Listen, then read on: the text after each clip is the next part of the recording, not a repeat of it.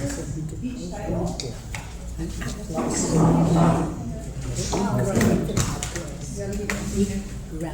years ago, when I was living in China, I joined an intensive Mandarin course.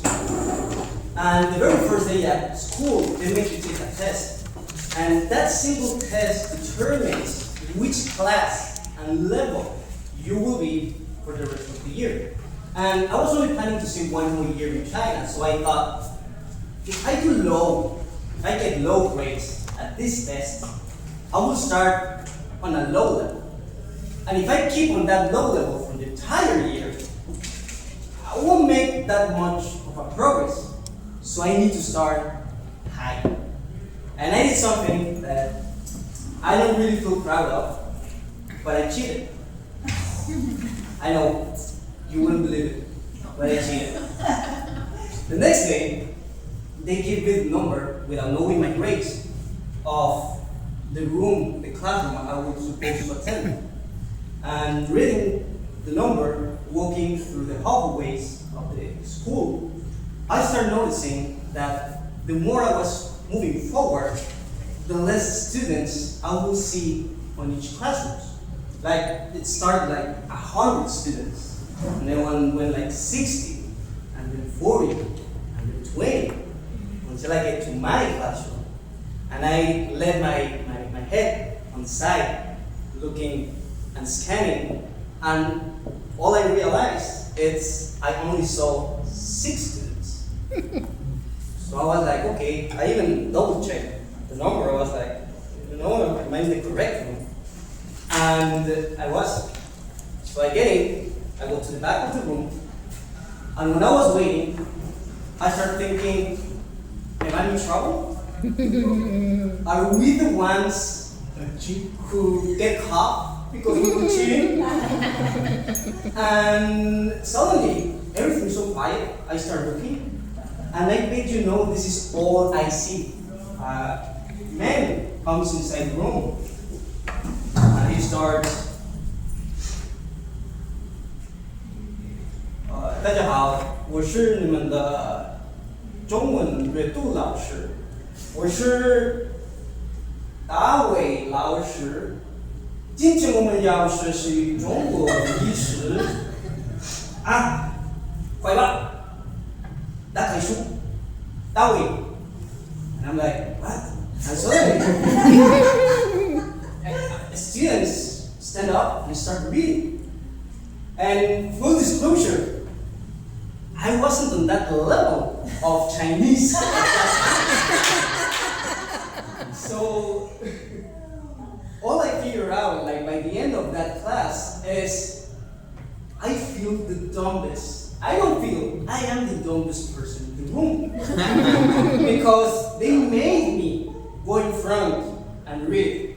And I don't know if you have experienced that in first or second grade, like when they invite the kid who doesn't know how to read in front of the class, and he's going at it, and then everyone wants to laugh. So the teacher goes, you know, Alonso, you can take seats. Let someone else read. So I was feeling terrible, and I knew I only had 2 options. Option A, turn myself in and said, you know, I cheated. Give me a lower classroom. Or the second one, do I work myself up to at least be on the level as they are? So for the next 6 months, it was hell. I recorded every single class, went back to my apartment, transcript what I didn't understand, and at night I would call my Chinese girlfriend, who was really good at Chinese, to help me do my homework. And that was for 6 months in a row. It was just class, transcript, homework, class, transcript, homework, class, transcript, homework, until one day I start feeling that I don't need to record the classes, that I'm quite understanding everything my teachers are saying, and that I don't need my Chinese girlfriend to do my homework. Well, to help me do my homework.